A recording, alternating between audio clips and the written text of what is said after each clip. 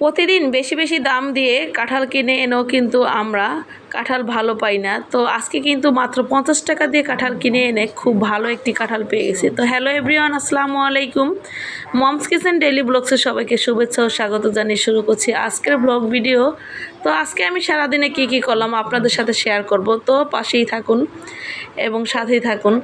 তো প্রথমেই কিন্তু আমি সকালবেলা রান্না করার জন্য চলে গিয়েছি রান্নাঘরে। তো আজকে আমি কি রান্না করব সেটা আপনাদেরকে দেখাবো, আর কি করলাম সারাদিন আপনাদের সাথে শেয়ার করব। তো প্রথমেই আমি সকালবেলা গরম গরম 1 কাপ চা খেয়ে নিলাম। চা ছাড়া কিন্তু সারাদিনটা ভালোই যায় না, সকালটা শুরুই হয় না আমার মনে হয় ভালোভাবে। চা আমার দরকারি। তারপরে আমি বসিয়ে দিলাম তো ভাত। তো দেখতেই পাচ্ছেন ভাতটা কিন্তু ফুটে উঠেছে। এরপর ভাতের হওয়ার পাশাপাশি আমি আরও কিছু সবজি করে নিব। তো আমি করলা ভাজিটা করে নিচ্ছি। করলা ভাজি আমার হাজব্যান্ডের ফেভারিট, তো সেই জন্য আমি প্রতিদিন চেষ্টা করি, প্রতিদিন না হলেও 1-2 দিন বাদে বাদে করলা ভাজি করি। তো করলা ভাজিটা ওর খুব পছন্দ, তো আমি করলা ভাজি করে নিয়েছি। এরপর আমি আরেকটা তরকারি করব। তার জন্য আমি পেঁপে কেটে একটু সিদ্ধ করতে দিয়েছি, যাতে পেঁপেটা রান্না করলে পেঁপের যে একটা কষ এটা যেন মুখে না লাগে। তারপর আমি এই পেঁপে দিয়ে ডিম রান্না করব, তাই আর কি চুলায় একটা হাঁড়ি বসিয়ে দিয়েছি এবং তাতে একটু লবণ হলুদ দিয়ে ডিম সিদ্ধ করে রেখেছিলাম, সিদ্ধ ডিম ভেজে নিব। তো সিদ্ধ ডিম ভেজে নেওয়ার পরে আমি এর মধ্যে আরও বাকি উপকরণগুলো মিশিয়ে রান্না করে নিব। তো দেখতেই থাকুন।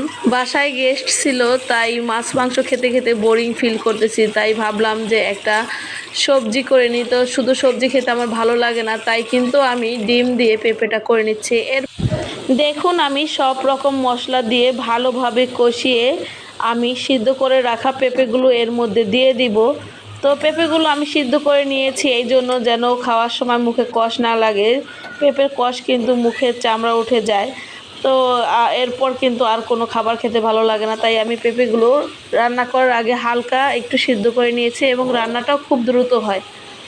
তো দেখতেই পাচ্ছেন আমি পেঁপেটা ভালোভাবে কষিয়ে নিচ্ছি। তো পেঁপে ভালোভাবে কষিয়ে নিয়ে আমি এর মধ্যে পরিমাণ মতো পানি দিয়ে দিব, যেহেতু আমি এই তরকারিটা একটু ঝোল করে রান্না করব। মানে কয়েকদিন মাংস খেতে খেতে ভুনা মাংস আর ঝোল তরকারি খাওয়াই হচ্ছিল না, তাই আজকে একটু ঝোল করে তরকারিটা রান্না করছি। এরপর আমি আরেক চুলায় বসিয়ে দিয়েছিলাম ডাল, এবং ডালটা আমার খুব ভালো লাগে পাট শাক দিয়ে, তাই আমি পাট শাক ডাল রান্না করে নিচ্ছি।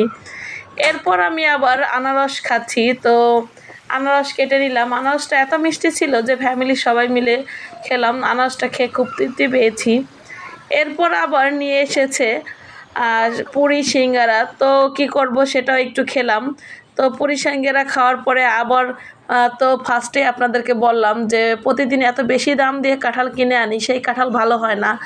আজকে মাত্র 50 টাকা দিয়ে একটি কাঁঠাল এনেছে। কাঁঠালটা এত ভালো হয়েছে খেতে, যা বলার বাহিরে। তাই তো আপনাদের সাথে শেয়ার করলাম।